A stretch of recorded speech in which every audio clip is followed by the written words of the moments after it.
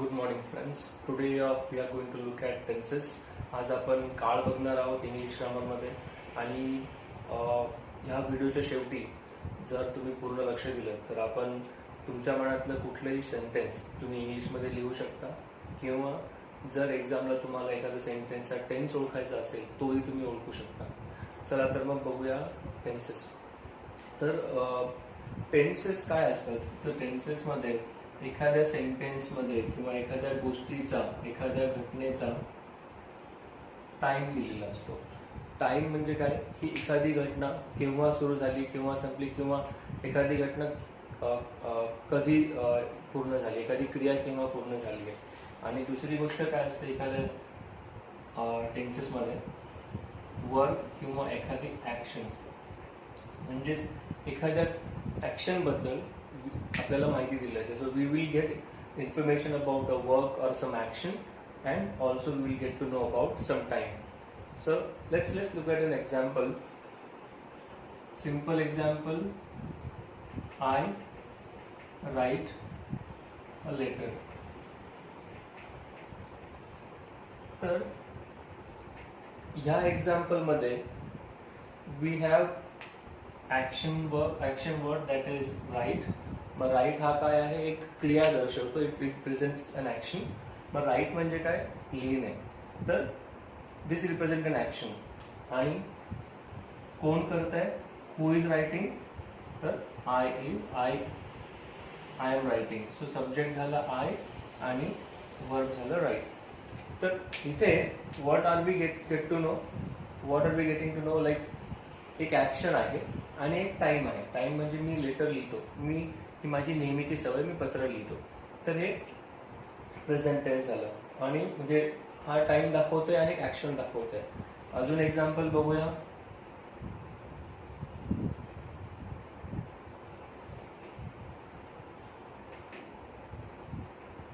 I am learning. मी शिकतो आहे. इथे काय कळतंय आपल्याला? लर्न, शिकणे ही एक क्रिया आहे, एक ॲक्शन आहे. Learn is an action, and when it is happening now. So it is happening at present time. So आपल्याला काय माहिती मिळते? एक टाइम आहे आणि एक ॲक्शन आहे. आणि प्रायमरीली आपण याच्यात कुठल्या टाइमबद्दल बोलतो?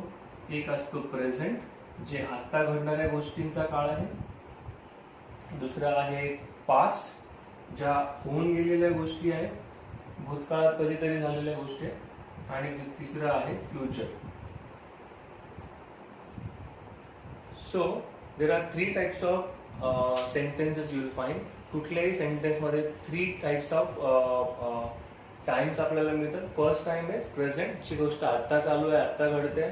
नेक्स्ट इज पास्ट, भूतकाळात जी गोष्ट होऊन गेली. आणि थर्ड वन इज फ्युचर, म्हणजे जी गोष्ट भविष्य काळात होणार आहे. आणि आपल्याला त्याच्यामध्ये काय मिळते की ती क्रिया कशी आहे. एखादी action which is mention in the sentence, how it is, like is it complete, की ती चालू आहे, की होणार आहे.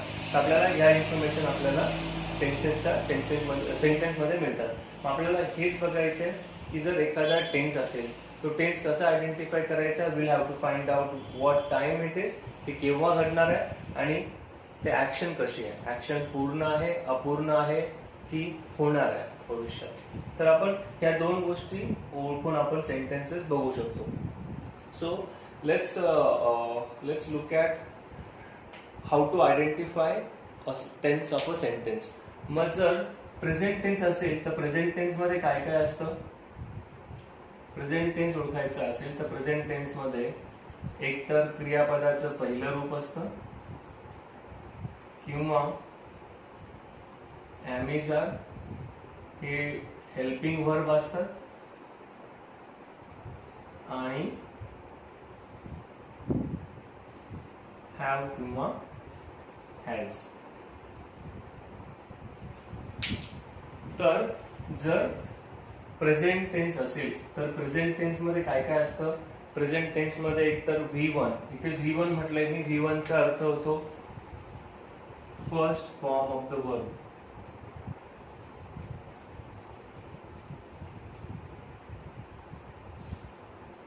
त्याला आपण V1 म्हणूया. V2 second form of the verb, V3 third form of the verb,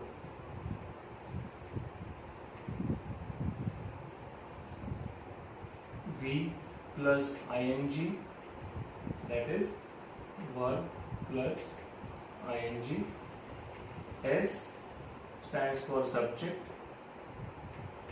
and O stands for object. आपण टेन्सेस बघताना ह्या ॲब्रिव्हिएशनचा, या शॉर्ट फॉर्मचा वापर करणार आहे. V1 हा first form of the verb represent करेल, V2 second form of the verb, V3 third form of the verb, V plus ing म्हणजे क्रियापदाला ing प्रत्यय लावायचा आहे, S म्हणजे सब्जेक्ट कर्ता आणि O म्हणजे ऑब्जेक्ट.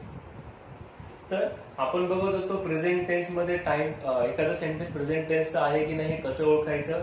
तर त्या सेंटेन्स मध्ये जे वर्ब असेल, एकतर ते वर्ब फर्स्ट फॉर्म असेल किंवा त्याच्यामध्ये ॲमिज आर आला असेल, किंवा त्या सेंटेन्स मध्ये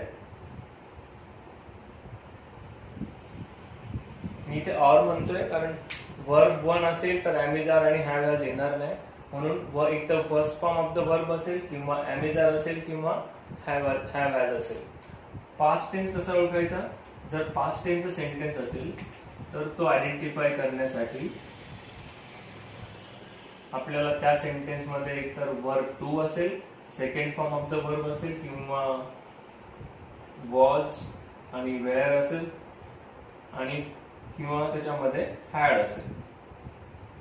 जर दिलेल्या सेंटेन्स मध्ये वर्बचा सेकंड फॉर्म आणि किंवा वॉज आणि वेअर आणि तिसरी गोष्ट जर हॅड आला असेल तर हे सेंटेन्स पास्ट टेन्सचं असतं. आणि फ्युचर टेन्स जर आयडेंटिफाय करायचा असेल तर या सेंटेन्सेस मध्ये शॉल किंवा विल आलेला असतो. Future tense is very simple. If it is shall or will there in the sentence, then it is a future tense sentence. तर हे झालं how to identify a tense of a sentence, किंवा तो सेंटेन्सचा tense कसा ओळखायचा. तर हे काही इंडिकेशन्स आहेत, इंडिकेटर्स आहेत जे तुम्हाला इझिली हेल्प करतील to identify a tense of a sentence. आणि हे verb one, verb two, verb three आणि plus verb plus ing, subject आणि ऑब्जेक्ट यांचे जे ॲब्रिव्हिएशन्स वापरणार आहोत हे आपण थ्रू आउट दिस व्हिडिओ आपण याचा वापर करणार आहे, तरी तुम्ही लक्षात ठेवा. Okay, right.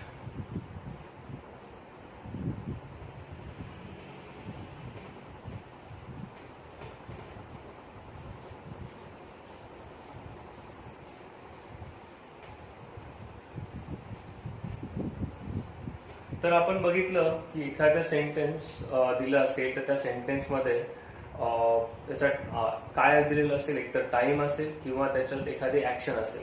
तर ह्या दोन गोष्टी दिलेल्या असल्यामुळे आपण त्या सेंटेन्समध्ये त्या सेंटेन्सचा टेन्स ओळखू शकतो. ओके, तर आपल्याला बघायचंय टेन्सेसचे टाईप. तर आता आपण टेन्सेसचे, लोक सांगतात भरपूर टाईप होतात, पण आपण इझिली बघूया. एकतर असेल पास्ट टेन्स, एक असेल प्रेझेंट टेन्स आणि फ्युचर टेन्स. आणि यांचे प्रत्येकाचे 4 टाईप होतात आणि त्यांना आपण म्हणूया सिंपल किंवा त्याला इनडेफिनेट सुद्धा म्हणतात.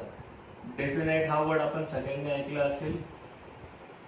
डेफिनेटच्या अपोजिट इनडेफिनेट. म्हणजेच काय, डेफिनेट म्हणजे कम्प्लीट आणि इनडेफिनेट म्हणजे इनकम्प्लीट. म्हणजे आपल्याला एखाद्या गोष्टीबद्दल माहिती पूर्ण नसेल तर आपण त्याला इनडेफिनेट टेन्स म्हणतो.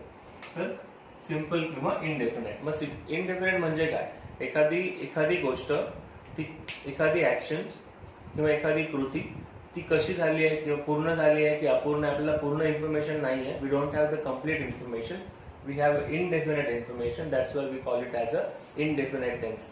मग तसंच indefinite, past indefinite, present indefinite, future indefinite असे याचे 3 टाईप असू शकतात. मग जर पास्ट इनडेफिनेट असेल तर त्याच्यामध्ये वर्बचं सेकंड फॉर्म वापरलेलं असेल. How do we identify simple past किंवा पास्ट इंडेफिनाइट टेन्स व्हर्बचा सेकंड फॉर्म आणि हा एवढाच एकच टेन्स आहे याच्यामध्ये व्हर्बचा सेकंड फॉर्म वापरला जातो. दुसरं आहे प्रेझेंट इंडेफिनाइट. याच्यामध्ये वर्ब वन आलेलं असेल आणि क्रियापदाला एस किंवा ईएस असेल. सॉरी, वर्बला वर्ब प्लस एस किंवा ईएस. तर क्रियापदाला एस किंवा ईएस कधी लावायचा?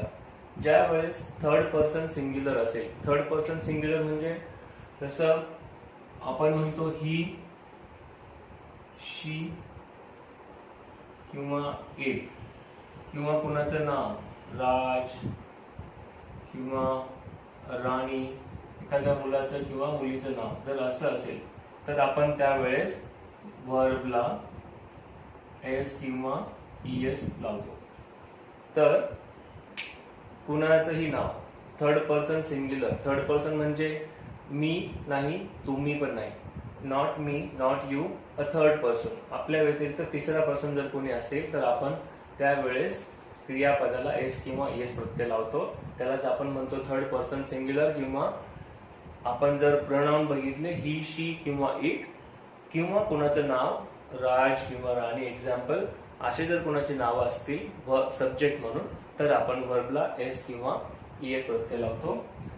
तर जर प्रेझेंट टेन्सचं सेंटेन्स असेल तर त्याचं कसं आयडेंटिफाय करायचं? त्याच्यामध्ये वर्ब वन असेल म्हणजे क्रियापदाचं पहिलं रूप, वर्बचा फर्स्ट फॉर्म असेल. So there will be first form of the verb will be used. Also it sentence may have S or E S. आणि फ्युचर टेन्सचं sentence how will be identify? We will have shall किंवा will and then we will have verb one. Simple. So indefinite tense मध्ये past form, past tense मध्ये verbचा second form, present tense मध्ये verbचा first form आणि future tense मध्ये shall will plus verbचा first form. जर continuous tense असेल,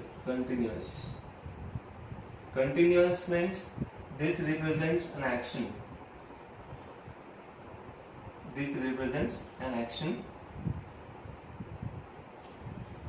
If we know that the action or the work that is being done in a sentence that is incomplete, that is still going on, then we can call it as a continuous sentence. मग past continuous म्हणजे past मध्ये at a certain time that particular action was going on. एका ठराविक वेळी ती action सुरू होती असं जर आपल्याला दाखवायचं तर आपण पास्ट कंटिन्युअस टेन्स वापरतो.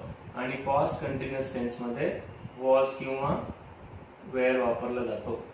प्रेझेंट कंटिन्युअस टेन्स मध्ये एम आर वापरला जातो. आणि फ्युचर कंटिन्युअस टेन्स मध्ये शाल किंवा विल वापरला जातो. ओके, शाल किंवा will plus be. So we can easily identify if it is a past continuous we will be using was or were. Present continuous tense we will be using am is are, and future continuous tense we will be using shall or will be. And important is we will be having verb plus ing. In every continuous tense we will be having verb plus ing. तर क्रियापदाला ing प्रत्यय लावलेला असेल जर तो continuous tense असेल तर. चला बघूया next type, that is a perfect tense. Perfect म्हणजे काय? कंप्लीट. एखादी गोष्ट कंप्लीट झाली, पूर्ण झाली आहे. So the action which is being shown in a sentence if it is complete then we will call it as a perfect. So perfect tense is past perfect tense, present perfect tense and future perfect tense. म्हणजेच काय? जर एखादी गोष्ट if one of the action, the given action in the sentence, if it is completed in the past, then we will be using past perfect tense. If the sentence, if the action is completed, it just in the present, I mean काही वेळापूर्वी जर ती action complete झाली आहे तर आपण काय वापरणार? Present perfect tense. आणि जर ती ऍक्शन आपल्याला माहिती आहे की एका ठराविक वेळी भविष्यात ती ऍक्शन पूर्ण झालेली असेल तर आपण त्याला काय वापरणार? Future perfect tense. तर चला बघूया कसं आयडेंटिफाय करायचं. पास्ट परफेक्ट टेन्स मध्ये नेहमी हॅड असेल आणि क्रियापदाचं तिसरं रूप असेल. प्रेझेंट टेन्स मध्ये नेहमी हॅव आणि हॅज असेल आणि क्रियापदाचं तिसरं रूप. फ्युचर टेन्स मध्ये शाल आणि विल असेल आणि क्रियापदाचं तिसरं रूप. तर आयडेंटिफिकेशन करण्यासाठी how will be identify easily. Past perfect tense had आला आणि हॅडच्या नंतर वर्ब 3 आला म्हणजे क्रियापदाचं तिसरं रूप आलं तर आपण इझिली सांगू शकतो की हा पास्ट परफेक्ट टेन्स आहे.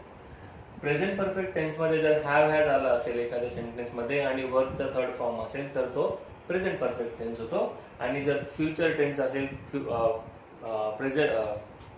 फ्युचर परफेक्ट टेन्स जर ओळखायचा असेल तर शाल विल आणि हॅव आणि त्याचा वर्डचा थर्ड फॉर्म. सॉरी आपण इथे हॅव मिस केलं. So shall will have plus वर्डचा थर्ड फॉर्म. ओके, हा झाला परफेक्ट टेन्स. तर आपण बघितलं इनडेफिनाइट टेन्स, नंतर कंटिन्युअस आणि परफेक्ट. अजून शेवटचा एक टाईप आहे त्याला आपण म्हणतो परफेक्ट कंटिन्युअस. आता तुम्ही म्हणाल इथे परफेक्ट पण आहे आणि कंटिन्युअस पण आहे. तुम्ही म्हणाल इथे परफेक्ट आणि कंटिन्युअस पण आहे. So it is the action is complete also and continuous also. तर ते दिलेल्या सेंटेन्स मध्ये जी ऍक्शन दाखवली आहे ती ऍक्शन काही अंशा पूर्ण पण होत आली आहे आणि ती चालू पण आहे, कंटिन्युअस पण आहे. आपण एक्झाम्पल्स बघूया याची. जसं मी असं म्हणतोय की आम्ही अभ्यास करत आलेलो आहोत, म्हणजेच आपण काय सांगतोय की आम्ही अभ्यास करतो, रोज करतो, तो पूर्ण होतो, पुन्हा आम्ही रोज नवीन अभ्यास सुरू करतो आणि तो अभ्यास कंटिन्यू. म्हणजे आपण एखादी गोष्ट दिलेली ऍक्शन, अभ्यास करण्याची जी ऍक्शन आहे ती आपण नेहमी करत आलेलो आहे. म्हणून आपण काय म्हणायचं त्याला परफेक्ट कंटिन्युअस. ती ऍक्शन परफेक्ट पण आहे म्हणजे कम्प्लीट पण आहे आणि कंटिन्युअस पण आहे आणि ते रेग्युलर चालू आहे म्हणून आपण त्याला परफेक्ट कंटिन्युअस म्हणायचं. तर मी कसं ओळखायचं इथे तुम्हाला पास्ट परफेक्ट कंटिन्युअस मध्ये हॅड असेल पण नंतर बीन आलेला असेल आणि क्रियापदाला ING. ओके, नंतर प्रेझेंट परफेक्ट कंटिन्युअस टेन्स मध्ये कसं ओळखायचं त्याला हॅव किंवा हॅज प्लस बीन आणि वर्ब प्लस ING. आणि future perfect continuous tense shall, will plus have been plus verb plus ING. हा जो काळ आहे हा फार रेअरली वापरला जातो परंतु तो वापरला जातो त्यामुळे आपल्याला शिकणं गरजेचं आहे. म्हणून परफेक्ट कंटिन्युअस टेन्स जर तो पास्ट परफेक्ट टेन्स असेल, भूतकाळात एखादी झालेली गोष्ट असेल तर त्याचं स्ट्रक्चर असं असेल had plus been plus verb plus ING. जर तो प्रेझेंट परफेक्ट कंटिन्युअस असेल तर त्याला काय म्हणायचं हॅव प्लस हॅज आलेला असेल आणि हॅव हॅज किंवा हॅव किंवा हॅज नंतर बीन आणि वर्बला ING. आणि फ्युचर परफेक्ट कंटिन्युअस टेन्स मध्ये शाल, विल, हॅव बीन आणि क्रियापदाला ING. तर तुम्ही म्हणाल एवढे 12 टेन्स लक्षात कसे ठेवायचे. तर तुम्ही बघाल इथे जिथे जिथे कंटिन्युअस टेन्स आहे आपण एक करून बघूया. जर 3 कंटिन्युअस टेन्स आपण बघणार तर इथे फक्त वर्ब प्लस ING जो आहे तो कॉमन आहे. तसंच परफेक्ट कंटिन्युअस टेन्स मध्ये सुद्धा वर्ब प्लस ING जो आहे दॅट इज कॉमन आहे. ओके, म्हणजेच कंटिन्युअस टेन्स जर असेल तर सगळीकडे वर्ब प्लस ING येणार आणि जर परफेक्ट टेन्स असेल तर नेहमी वर्ब 3 येणार. वर्ब 3 परफेक्ट टेन्स तर क्रियापदाचं तिसरं रूप आणि कंटिन्युअस टेन्स तर क्रियापदाला ING. मग लक्षात काय ठेवायचं, what do we need to remember. Was were हा पास्ट टेन्स साठी, एम इज आर हा प्रेझेंट टेन्स साठी आणि शाल विल हा फ्युचर टेन्स साठी. सिमिलरली परफेक्ट टेन्स मध्ये हॅड हा पास्ट टेन्स साठी, हॅव हॅज प्रेझेंट टेन्स साठी, shall will have future tense साठी. सिम्पल. एवढं जर लक्षात ठेवलं then we will able to construct sentence of any tense. Okay, alright. तर आपण टेन्सेसचं स्ट्रक्चर बघितलं. आता आपण बघणार आहोत प्रत्येक tense one by one. So let's see all the tenses one by one. And the first tense that we are going to look at is indefinite present tense म्हणजेच simple present tense. We also call it as a simple present tense too. तर साधा वर्तमान काळ आपण बघणार आहोत आणि simple present tense किंवा कुठलाही टेन्स बघताना we are going to look at the structure of the sentence. So the structure will be like this. Subject असेल then there will be verb one and then object. तर आपण indefinite present tense structure कसं असणार आहे, subject verb one आणि object. आणि अजून एक गोष्ट आहे, इथे क्रियापदाला एस किंवा ईएस प्रत्यय पण लागू शकतो. म्हणजेच we may have S or E S attach to a verb. तर आपल्याला बघायचंय असं कधी करणार आपण, when are we going to have S or E S attach to the sentence or sorry to the verb. आणि let's look at some examples and try to understand how do we identify if a given sentence is of indefinite present tense, किंवा how will we identify the sentence that we are thinking about or that we are going to write that should be in indefinite present tense. आपल्या मनातलं वाक्य आपण indefinite present tense कसं लिहायचं ते आपण बघूया. आपण म्हणतो की मी पत्र लिहितो, we say I write a letter. तर आपण इथे हे पत्र लिहितो ही काय झाली, एक नेहमीची सवय. तर indefinite present tense कधी वापरायचा, whenever we want to show some habit. आपल्याला एक नेहमीची सवय दाखवायची असेल तर, किंवा एखादी नियमित घडणारी घटना दाखवायची असेल त्यावेळेस आपण इंडेफिनाइट प्रेझेंट टेन्स वापरतो. Other thing is whenever we want to show like some universal truth किंवा trigonometric truth, mathematical truth. Universal truth म्हणजे sun rises in the east.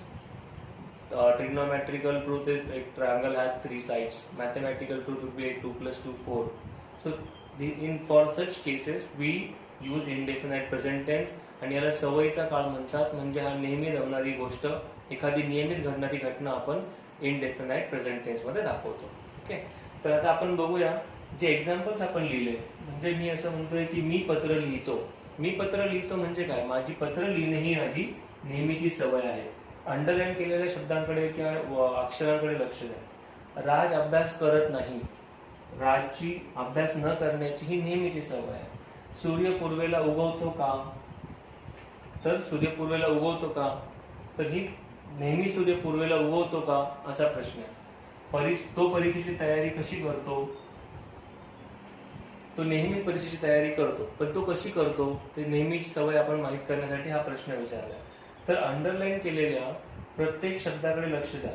मी पत्र लिहितो तर तो आलाय, तो राज अभ्यास करत नाही, नंतर आलाय की सूर्य पूर्वेला उगवतो तर तो आलाय, किंवा तो परीक्षेची तयारी कशी करतो किंवा करते.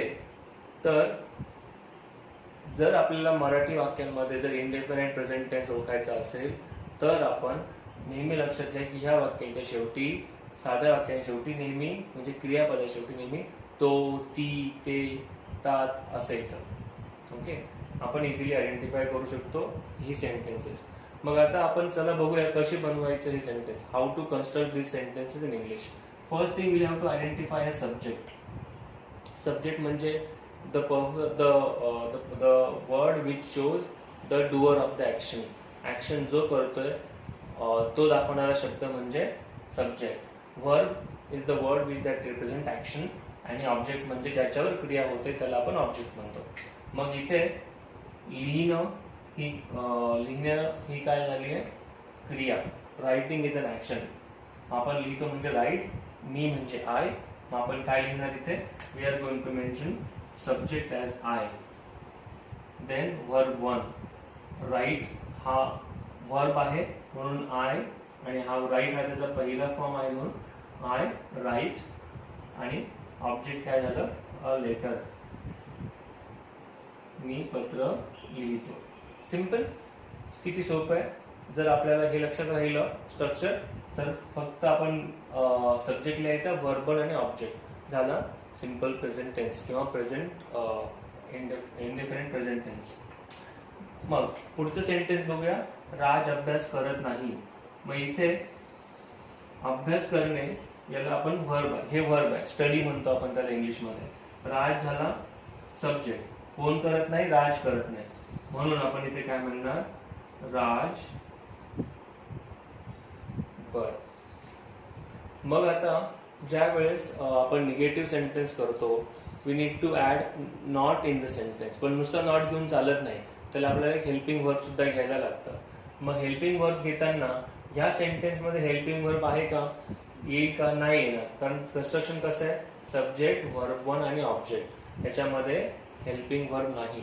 मग ज्या वेळेस हेल्पिंग वर्ब नसेल कुठल्याही सेंटेन्समध्ये काहीही करताना जर तुम्हाला हेल्पिंग वर्ब नसेल सापडत किंवा हेल्पिंग वर्ब नसेल तर हेल्पिंग वर्बसाठी आपण डू डज किंवा डीड वापरतो. डू डज हा प्रेझेंट टेन्ससाठी, डीड हा पास्ट टेन्ससाठी. मग इथे डज घ्यायचा की डू घ्यायचा हे ठरवण्यासाठी नेहमी लक्षात ठेवायचं, look at the subject. If a subject is third person, first person means I किंवा वी, मी किंवा आम्ही, आणि सेकंड पर्सन मीन्स तू किंवा तुम्ही, that is you in English.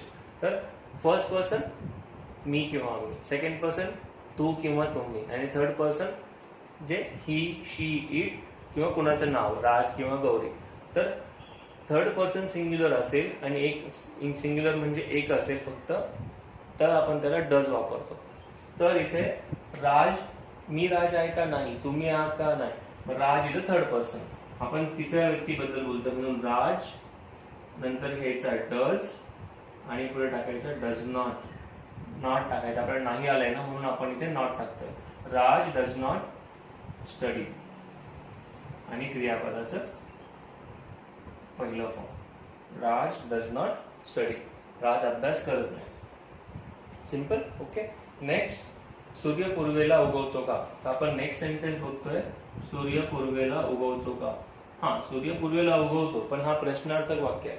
आपण काय बघतोय, एक बघितलं ॲसरेटिव्ह सेंटेन्स होकारार्थी वाक्य, सेकंड निगेटिव्ह सेंटेन्स नकारार्थी वाक्य, थर्ड बघतोय, थर्ड आणि फोर्थ आहे इंटरॉगेटिव्ह म्हणजे प्रश्नार्थक वाक्य.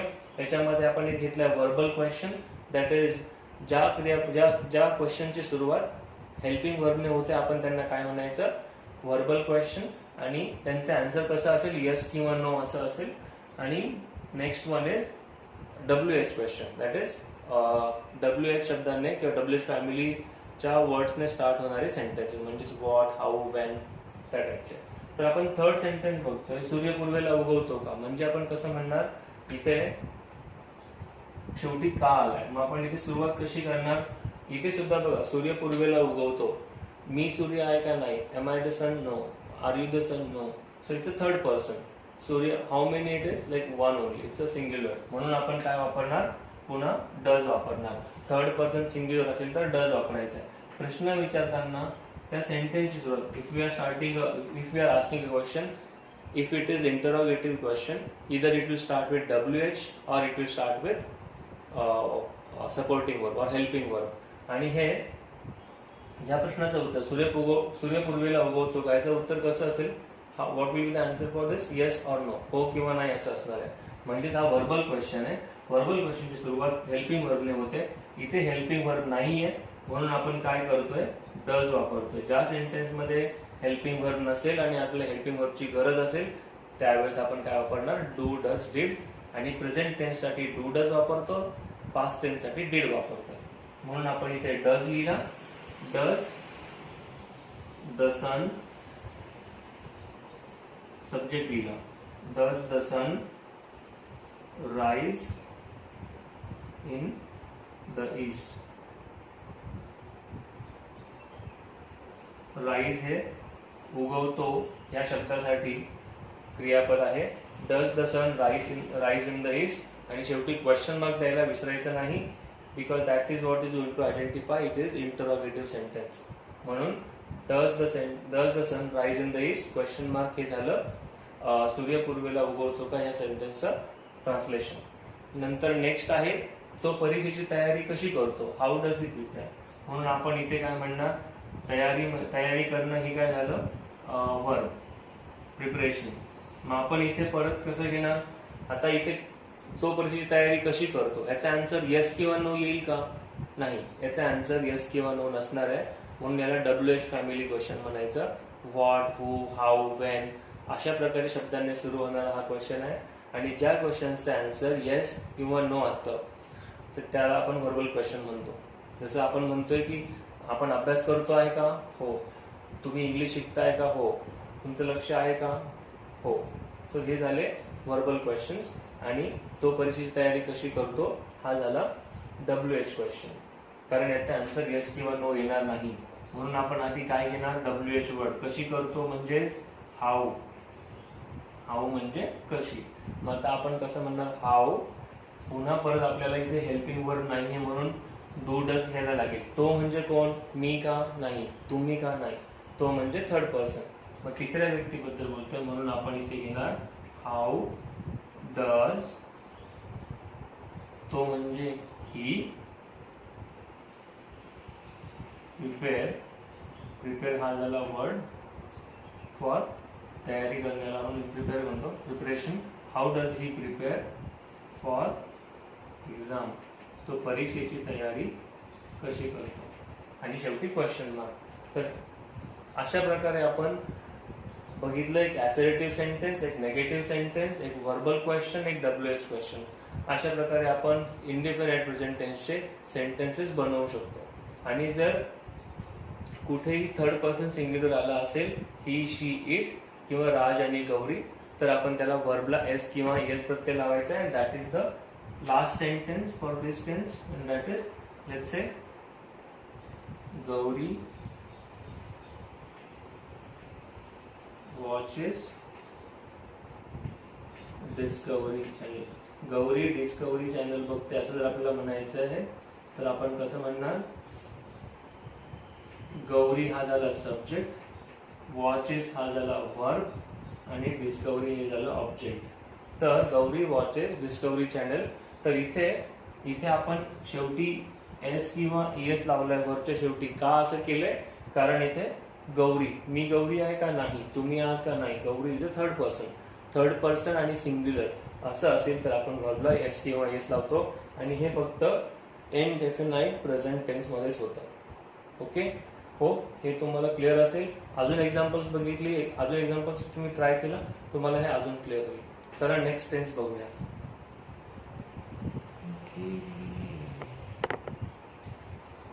तर आधी आपण बघितलं इनडेफिनाइट प्रेझेंट टेन्स. आता आपण बघणार आहोत प्रेझेंट कंटिन्युअस टेन्स. आणि आधी सुरुवातीला बघितल्याप्रमाणे कंटिन्युअस म्हणजे it represents an action which is going on. तर ऍक्शन ही काय? ऍक्शन ही कशी आहे? हे चालू आहे. कृती जी आहे किंवा क्रिया जी आहे ती चालू आहे असं दाखवलं तर आपण त्याला प्रेझेंट कंटिन्युअस टेन्स म्हणायचं. म्हणजेच हा काळ जर आपल्याला ओळखायचा असेल किंवा ह्या काळामधलं जर वाक्य आपल्याला लिहायचं असेल तर आपण काय करणार की जे सेंटेन्स आहे ते कसं आहे, त्याच्यातली ऍक्शन कशी आहे हे ओळखायचं. जर ती ऍक्शन चालू असेल, if that action is going on, तर आपण त्याला काय म्हणायचं? That is present continuous tense. Okay, तर जे स्ट्रक्चर कसं आहे? आधी लिहिणार आपण subject, first subject, then am is are, verb plus I N G आणि ऑब्जेक्ट. ॲमिजार हा फक्त ॲमिजार आणि क्रियापदाला आयएनजी प्रत्यय हे दोन्ही कन्स्ट्रक्शन असेल तर हे फक्त आणि फक्त प्रेझेंट कंटिन्युअस टेन्स मध्येच होतं. So it only this kind of structure we'll find only for present continuous tense. Amisar plus verb plus ing जर असं असेल तर मराठीमध्ये सेंटेन्स कसं ओळखायचं की आपल्या मनात जे सेंटेन्स आहे, जे सेंटेन्स आपल्याला इंग्लिशमध्ये लिहायचं आहे त्या सेंटेन्सचा काळ हा प्रेझेंट कंटिन्युअस आहे का हे कसं ओळखायचं? तर चला एक्झाम्पल्स बघूया. आम्ही इंग्रजी शिकत आहोत. म्हणजेच आम्ही इंग्रजी शिकत आहोत. शिकण्याची क्रिया कशी आहे? चालू आहे. तू टीव्ही बघत नाही का? म्हणजेच तू टीव्ही बघत नाही म्हणजेच तू टीव्ही बघण्याची क्रिया ही आता चालू नाहीये. तो आंबा खात आहे का? म्हणजेच आंबा खाण्याची क्रिया चालू आहे का असं आपण विचारतोय. ती कुठे जात आहे? म्हणजेच ती कुठे जाते हे आपण अशा प्रकारचा आपण जे जाण्याची क्रिया चालू आहे हा प्रश्न विचारतोय आपण. मग इथे तुम्ही जर बघाल तर प्रत्येक सेंटेन्सच्या शेवटी किंवा प्रत्येक सेंटेन्स मध्ये जो क्रिया आहे किंवा ऍक्शन आहे ती चालू आहे हे दिसतंय. आणि ते कसं दिसतंय? आम्ही इंग्रजी शिकत आहोत, आहोत. तू टीव्ही बघत नाही, नाही असं. आणि तो आंबा खात आहे का, आहे का असं आलं इथे. आणि ती कुठे जात आहे. या सगळ्या शब्दांमध्ये शिकणे, बघणे, खाणे किंवा जाणे हे सगळ्या शब्दांच्या शेवटी काय आलंय? आलंय. म्हणजेच जात, खात जाते आहे का, खाते आहे का, पिते आहे का किंवा पितो आहे का, डान्स करतो म्हणजे नाचतो आहे का. तर अशा प्रकारचे सेंटेन्स आपले येतात. म्हणजेच क्रिया कशी असेल? चालू असेल हे आपल्याला इथून समजेल. तर आम्ही इंग्रजी शिकत आहोत. मग आता त्याला यांना इंग्लिशमध्ये ट्रान्सलेट करूया. Let's see how can we write the sentence in English. Subject, आधी सब्जेक्ट शोधायचा आहे. शिकणे, कोण शिकतंय? आम्ही. मग आम्हीला इंग्लिशमध्ये काय म्हणतो आपण? वी. Okay we. नंतर वीच्या पुढे एम येईल, इज येईल की आर येईल, तर वीच्या पुढे आपण प्रनाउन्स बघूया. आय असेल, प्रनाउन्स कोणती कोणती आहे, आय आहे, वी आहे. ओके यू, देन ही, शी आणि इट. तर आयच्या पुढे येतो एम, यूच्या पुढे येतो आर, वीच्या पुढे येतो आर, ही, शी, इटच्या पुढे येतो इज आणि देच्या पुढे येतो आर. मग इज कुठे येतो, फक्त ही, शी, इट. बाकी सर्वांच्या पुढे आर येतो आणि अपवाद आहे, एक्सेप्शन इज आय. आयच्या पुढे येतो एम. तर वीच्या पुढे काय येणार, मग एम इज आर पैकी we will be writing are. We are verb plus I N G. मग शिकणे याला इंग्लिशमध्ये काय म्हणतो आपण, लर्न. लर्नला काय करायचं, आय एन जी लावायचं, म्हणजे त्याला काय म्हणायचं, learning. We are learning English. तर तुम्ही बघाल प्रत्येक कंटिन्युअस टेन्स मध्ये आपण व्हर्बला आय एन जी लावतोय. असं का करतोय, this is going to indicate that it is a continuous tense, म्हणून आपण क्रियापदाला आय एन जी लावतोय.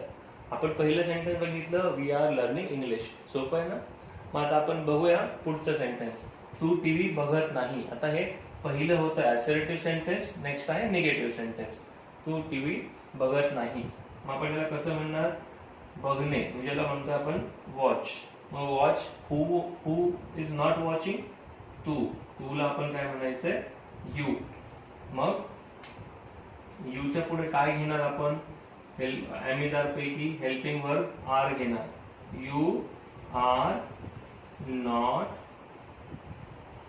Watching, verb plus I N G. You are not watching TV. Television म्हणतो आपण त्याला, ऍब्रिव्हिएशन आपण टीव्ही सुद्धा लिहितो. तर you are not watching TV म्हणजेच हा झाला प्रेझेंट कंटिन्युअस टेन्सचा सेंटेन्स. ओके, नेक्स्ट बघूया. तो आंबा खातो आहे का. आंबा खाण्याची क्रिया चालू आहे का हे बघायचं आपल्याला. मग ह्या प्रश्नाचं उत्तर कसं असेल, this answer to this question will be yes or no. म्हणून याला काय म्हणायचं, व्हर्बल क्वेश्चन. आणि व्हर्बल क्वेश्चनची सुरुवात नेहमी सपोर्टिंग व्हर्बने होते. मग इथे तो म्हणजे कोण, एक आहे की अनेक, सिंग्युलर, वन. म्हणून आपण, आणि तो म्हणजे कोण, मी का तुम्ही, मी पण नाही तुम्ही पण नाही, third person. Third person singular असेल तर आपण काय घेणार, इज घेणार. इथे इज दिलंय, हीच्या पुढे आपण काय घेणार, इज. इज, ही, सब्जेक्ट घेतला, ईटिंग. ईट हे क्रियापद आहे, त्याला आयएनजी प्रत्यय लावला. Is he eating mango. आणि हे सेंटेन्स पूर्ण झालं. आणि शेवटी क्वेश्चन मार्क द्यायला विसरायचं नाही. So is he eating mango, this is the question. Okay, of present continuous tense. Next is ती कुठे जात आहे. जाण्याला आपण इंग्लिशमध्ये काय म्हणतो, गो. आणि ती म्हणजे कोण, शी म्हणतो आपण तर इंग्लिशमध्ये. म्हणजेच याच्या पुढे आपण वापरणार इज. ओके, पण हा WS क्वेश्चन आहे. कुठे जाणे म्हणजे where. Where is she going, या पदाला आयएनजी प्रत्यय. हा जो प्रश्न आहे हा सुद्धा प्रेझेंट कंटिन्युअस टेन्सचा आहे. आणि हे कसं आयडेंटिफाय होत आहे, कारण क्वेश्चन मध्ये वापरलाय इज हे हेल्पिंग वर्ब आणि क्रियापदाला आयएनजी लागला, म्हणून याला काय म्हणायचं, present continuous tense sentence. So the structure is subject, am is are plus verb आणि ऑब्जेक्ट. हे असर्टिव्ह सेंटेन्स किंवा साध्या सेंटेन्सचं स्ट्रक्चर आहे. क्वेश्चन विचारताना सेंटेन्सचं स्ट्रक्चर डिफरंट होतं. जर वर्बल असेल तर सपोर्टिंग वर्बने स्टार्ट करायचं किंवा हेल्पिंग वर्बने स्टार्ट करायचं क्वेश्चन. आणि जर WH क्वेश्चन असेल तर WH वर्डने स्टार्ट करायचं. चला नेक्स्ट प्रेझेंट टेन्स बघूया आपण.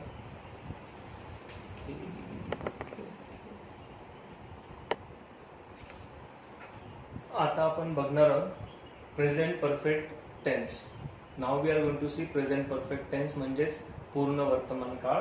आणि स्ट्रक्चर कसं असेल याचं, आधी येणार सब्जेक्ट आणि नंतर हॅव किंवा हॅज, देन वर्बचा वर्ब 3 म्हणजे क्रियापदाचं तिसरं रूप, third form of the verb, आणि नंतर येणार ऑब्जेक्ट.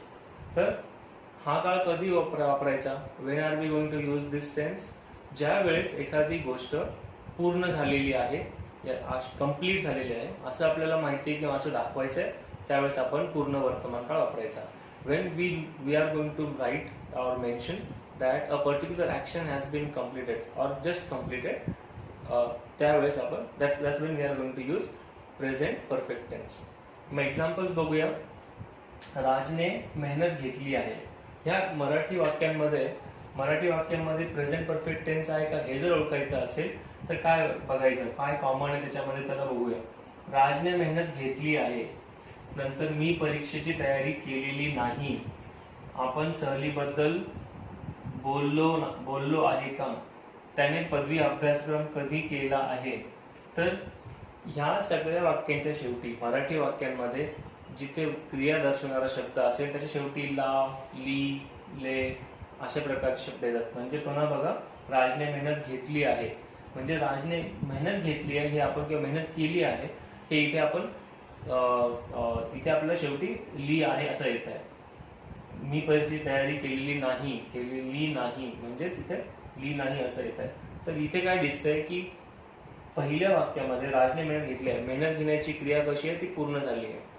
परीक्षेची तयारी केलेली नाही, परीक्षेची तयारी करण्याची क्रिया कशी आहे, पूर्ण झालेली नाही. म्हणजेच आपण सांगतोय की हे पूर्ण नाही झालेलं आहे. आपण सहलीबद्दल बोललो आहे का, आपण सहलीबद्दल बोललो आहे, तर इथे बोललो आहे ही क्रिया पूर्ण झालेली आहे का असा प्रश्न विचारलाय आपण. आणि त्याने पदवी अभ्यासक्रम कधी केला आहे, म्हणजे त्याने पदवी अभ्यासक्रम केला आहे, तो कधी केला आहे असा प्रश्न विचारतोय. म्हणजे या सर्व सेंटेन्स मध्ये आपल्याला काय दिसतंय की जी ऍक्शन आहे, जी कृती आहे ती पूर्ण झालेली आहे. ओके, चला आता आपण त्याचं स्ट्रक्चर बघूया आणि सेंटेन्स बनवूया. तर इथे नेहमी सब्जेक्ट आणि हॅव हॅज येणार. मग हॅव कधी वापरायचा, हॅज कधी वापरायचा. थर्ड पर्सन सिंग्युलर हे नेहमी लक्षात ठेवा. तुम्हाला थर्ड पर्सन सिंग्युलर साठी नेहमी डिफरंट टाईपची हेल्पिंग वर्ब्स वापरायला लागतात. तर त्यावेळेस जर ही, शी, इट असेल, थर्ड पर्सन सिंग्युलर तृतीय पुरुष एकवचनी असेल, ही, शी, इट, तर आपण हॅज वापरणार. बाकी सर्वांसाठी आपण हॅव वापरणार. I have, you have, we have, they have. आणि जर थर्ड पर्सन असेल ही, शी, इट किंवा अजून राज किंवा गौरी असं जर कोणाचं नाव असेल तर आपण त्याच्यासाठी आपण काय वापरणार, हॅज. ओके, मग हॅज फक्त थर्ड पर्सन सिंग्युलर साठी. तर राजने मेहनत घेतली आहे हे सेंटेन्स आहे आणि ह्या सेंटेन्स मध्ये राज आहे सब्जेक्ट, म्हणजेच कर्ता कोण आहे, राज, म्हणून आपण आधी लिहिणार राज. नंतर हॅव वापरायचा की हॅज. राज हा थर्ड पर्सन आहे, थर्ड पर्सन म्हणजे मी पण नाही तुम्ही पण नाही, थर्ड पर्सन सिंग्युलर आहे, एकच आहे, म्हणून हे आपण वापरणार राज हॅज. आणि पुढे काय आहे, वर्क 3 म्हणजेच मेहनत. मेहनत करायला आपण काय म्हणतो, वर्क. पण मात्र क्रियापदाचं कुठलं फॉर्म वापरायचं आहे, third form of the verb, म्हणून राज हॅज वर्क हार्ड. तर हे काय झालं sentence, Raj has work hard. राजने मेहनत घेतली आहे आपण कसं सांगणार, राज हॅज वर्क हार्ड अशा प्रकारे. नेक्स्ट सेंटेन्स आहे मी परीक्षेची तयारी केलेली नाही. मग परीक्षेची तयारी कोणी केलेली नाही, मी. मग मी काय झाला, सब्जेक्ट, कर्ता झाला, म्हणून आपण काय म्हणणार, आधी मी साठी वापरणार आय आणि आयच्या नंतर हॅव वापरणार की हॅज, आपण वापरणार हॅज, हो ना, नो, वी आपण वापरणार हॅव. हॅज फक्त आणि फक्त ही, शी, इट किंवा कोणाचं नाव असेल तर थर्ड पर्सन सिंगल साठी, म्हणून आय हॅव नॉट. आणि तयारी करण्याला काय म्हणतो आपण, prepared. I have not prepared for exam. तर हे झालं आपलं present perfect tense sentence. Next आहे आपण सहलीबद्दल बोललो आहे का. हा व्हर्बल क्वेश्चन आहे, याचं प्रश्नाचं उत्तर कसं असेल, येस किंवा नो. म्हणून आपण सहलीबद्दल बोललो आहे का हा प्रश्न आपण कसा लिहिणार, कोण बोलला आहे का, आपण. आपण म्हणजे आपण काय म्हणणार, वी. आणि वीच्या पुढे काय वापरतो आपण, हॅव. सॉरी, सुरुवात आपण करणार सपोर्टिंग वर्बने. मग आधी वापरायचा आहे सपोर्टिंग वर्ब हॅव, नंतर वापरायचा आहे वी. बोलण्याला काय म्हणतो आपण, स्पीक. म्हणजे आपण हॅव वी स्पीक. पण स्पीकचं थर्ड फॉर्म काय आहे, have we spoken about trip. आपण ट्रिप बद्दल बोललो आहे का. आणि शेवटी क्वेश्चन मार्क. मग इथे आपण हॅव वापरलाय सुरुवातीला, कारण हा व्हर्बल क्वेश्चन आहे म्हणून आपण हॅव वापरला, हेल्पिंग वर्ब वापरला. Have we spoken about trip, yes किंवा no. Yes we have spoken about it. त्याने पदवी अभ्यासक्रम कधी केला आहे. कधी म्हणजे हा काय दाखवतो, हा प्रश्न आहे. कधी म्हणजेच व्हॅन. मग आपण ह्या WH ह्या क्वेश्चनची सुरुवात WH ने करायची, व्हॅन. आणि कोणाबद्दल बोलतोय आपण, त्याने म्हणजे ही. ओके, ही साठी कोणता वापरणार आपण, हॅव वापरणार की has. When has, when has he graduated.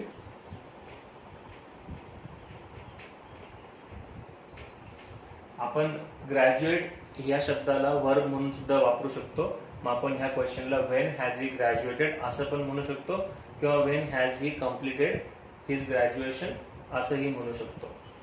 तर हा झाला present perfect tense. Present perfect tense मध्ये सब्जेक्ट, हॅव किंवा हॅज, वर्ब 3 आणि ऑब्जेक्ट अशा प्रकारे वापरायचं आहे. आणि हे आपण बघितले, एक बघितलं assertive sentence, second negative sentence, third verbal question आणि फोर्थ WH क्वेश्चन. तर ह्या टेन्स साठी आपण अशा प्रकारे सेंटेन्सेस बनवू शकतो. Let's see the next tense. Okay,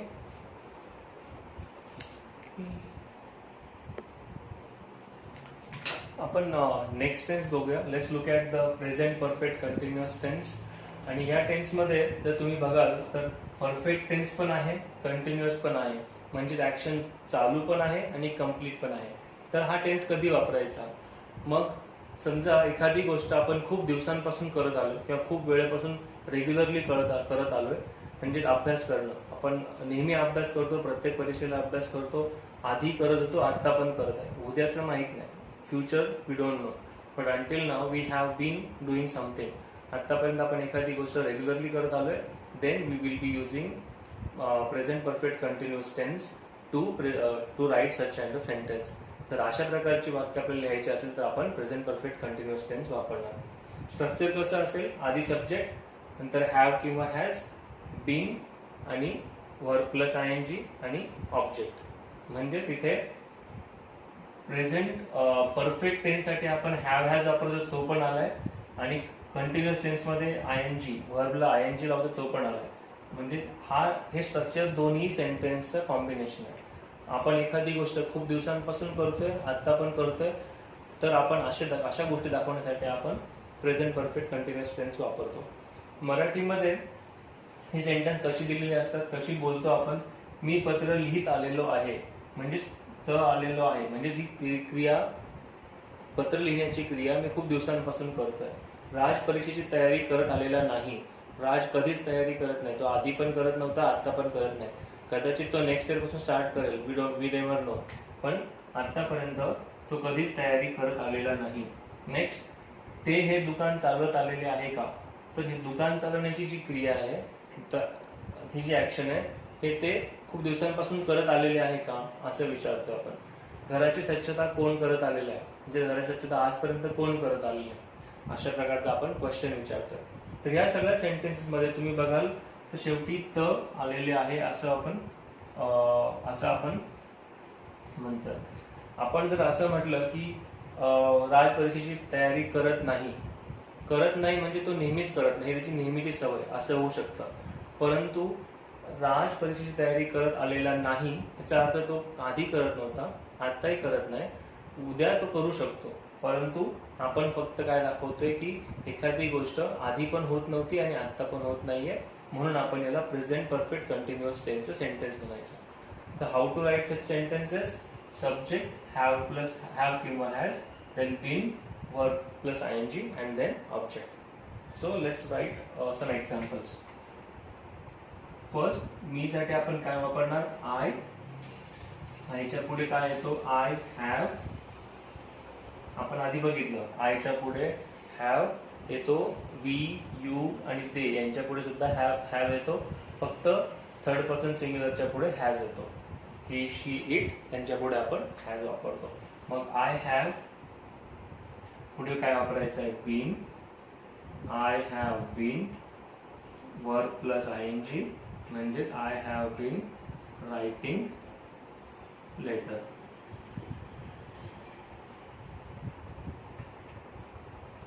okay, I have been writing a letter. Next, Raj परीक्षेची तयारी करत आलेला नाही. इथे सब्जेक्ट आहे राज. मग राजच्या पुढे आपण काय वापरणार? राज इज अ थर्ड पर्सन. म्हणजे राजच्या पुढे आपण वापरणार has. Raj has.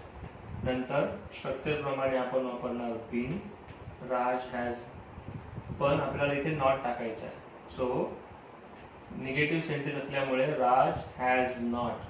Helping verb नंतर लगेच नॉट वापरायचं आहे. Raj has not been preparing. क्रियापदाला ING प्रत्यय लावायचा. म्हणून Raj has not been preparing for exams. Okay, हे झालं negative sentence. First sentence is affirmative. I have been writing a letter. Second sentence is negative. Raj has not been preparing for exam. Third sentence आहे verbal question. त्याचं उत्तर असेल yes किंवा no. ते हे दुकान चालवत आलेले आहे का? तर याचा आन्सर yes किंवा no असेल. ते म्हणजे कोण? दे. तर आपण बघतोय ते हे दुकान चालवत आलेले आहे का? मग ते म्हणजे कोण? दे. मग आपण वापरणार हॅव. नंतर वापरणार दे आणि बीन. इथे बीन आलाय. Have they been running this shop. Okay, हा झाला verbal question. So have they been running this shop. आपण स्टार्ट हॅव ने केली because it's a verbal question. याचं उत्तर येस किंवा नो आहे आणि हेल्पिंग वर्ब आपण वापरतोय have. Okay, the next question is घराची स्वच्छता कोण करत आलेला आहे? मग कोण म्हणजे हू. मग will start our question. It is a verbal question. Will start with who. Who नंतर आपण इथे हॅज किंवा हॅव काहीही घेऊ शकतो. Who has been cleaning the house. वर्बला ING लावायचा आहे आणि म्हणून मग who has been cleaning the house आणि शेवटी क्वेश्चन मार्क. तर हे झालं present perfect continuous tense sentence. Structure आहे subject have has plus been plus वर्बला ING आणि देन ऑब्जेक्ट.